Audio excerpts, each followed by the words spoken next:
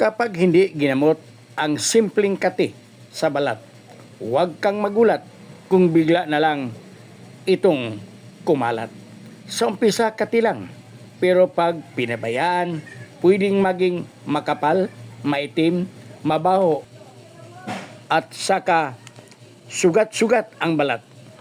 Mas malala pa, nakakahawa yan sa ibang bahagi sa iyong katawan at sa iyong pamilya.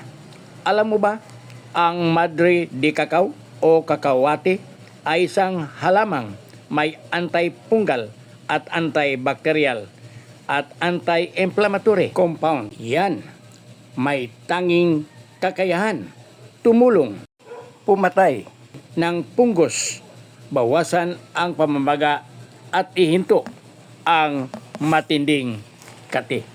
Hindi lang ito tinapalan ang sintoma. Inatake nito ang mismong sanhi ng kati. Paano gamitin ang Madre de Cacao?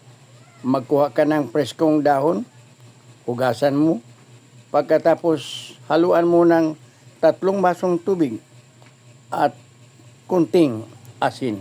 Pakuluan mo ng 10 to 15 minutes, palamigin at ipunas mo sa bahaging makating balat. Gamitin mo to.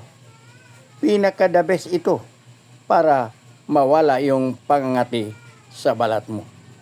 Hindi ito haka-haka ang content ko. May basihan.